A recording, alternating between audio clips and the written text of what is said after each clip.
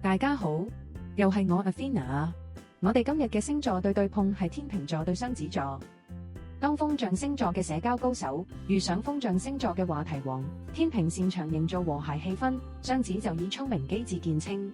兩個人嘅思維都好敏捷，節奏又相近，真係可以話係一拍即合。不過佢哋之間嘅互動究竟會係越傾越投契，定係只會流於表面呢？作為一對情侶，佢哋認為戀愛關係係要講求交流同埋默契，所以呢對組合幾乎從來唔會有冷場。匹配度82分，天秤溫文有禮，雙子就聰明幽默，一見面就已經話題不絕，火花四起。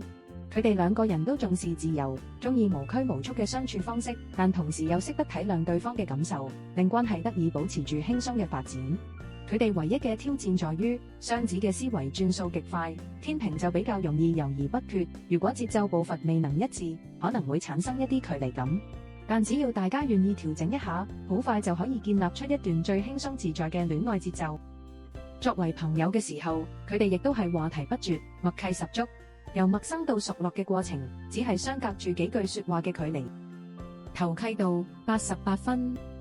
同屬風象星座嘅兩位，佢哋性格開朗，善於溝通，初次見面，瞬間就已經可以好投契。雙子擅長帶起話題，天秤就識得掌握節奏，令到雙方嘅互動既自然又順暢，真係默契十足啊！佢哋經常可以一傾就傾成幾個鐘，兼且笑聲不斷，樂在其中。佢哋兩個人同樣唔中意有壓迫感，所以呢段友情可以話係既輕鬆又難得。要係喺職場相遇，呢對組合可以話係創意思維同表達能力兼備，絕對係一對充滿火花嘅好拍檔。合作度75分。雙子靈活多變，創意源源不絕；天秤冷靜有序，擅長平衡同埋統籌整體方向。一個具備策略思維同埋推廣能力，一個有審美眼光同埋包裝技巧，佢哋合作起上嚟真係無懈可擊，無論係簡報定提案，都表現亮麗。不過要留意嘅係，雙子比較容易分心，天秤有時又會猶豫不決。喺關鍵嘅時刻，最好有第三者可以從旁協助落實細節，咁樣先可以令整個團隊嘅工作更穩、更快、更有成效。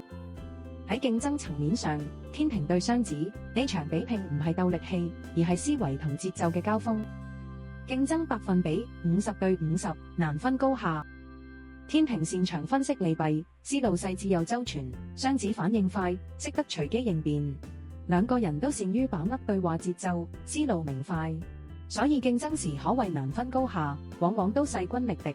最後邊個可以喺關鍵時刻掌握到話語嘅主導權，就可以搶佔上風，主導整個局面。天秤座對雙子座嘅總結：話題豐富，默契十足，呢對風象組合互動自然流暢，兼且毫無壓力。係難得一見咁有契合度嘅組合，佢哋可以暢所欲言之餘，又識得保留各自各嘅私人空間。只要雙方能夠避免一啲偶爾過快嘅節奏轉變，天秤同雙子絕對有潛力成為最識溝通、最識相處之道嘅理想拍檔。今日就講到嚟呢度啦，唔知下一次你想睇邊兩個星座嘅對碰呢？歡迎留言話俾我知。仲有，記住訂閱、點讚同埋將呢條影片分享俾你嘅朋友。多謝觀賞。再見。